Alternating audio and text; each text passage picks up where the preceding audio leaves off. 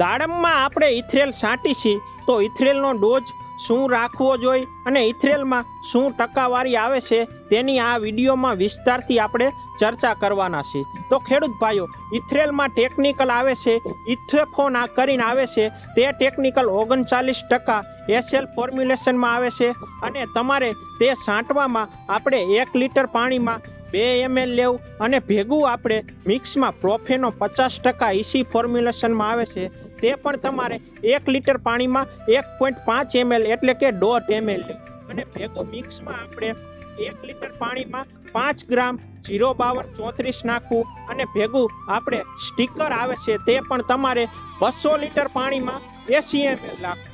તો આ 4 વસ્તુ ભેગી કરીને આપણે ઇથરેલ મારશું તો આપણા દાડમમાં પાંદડા પણ ઘાયો ઘા ખરી જશે અને રિઝલ્ટ પણ સારું મળશે। તો ખેડૂત મિત્રો, આ પ્રમાણે આપણે યુઝ કરવો જોઈએ અને આ વિડીયો પણ બીજા ખેડૂત મિત્રોને શેર કરજો, જેથી કરીને બીજા ખેડૂત મિત્રોને પણ યોગ્ય માહિતી મળી રહે। નમસ્કાર।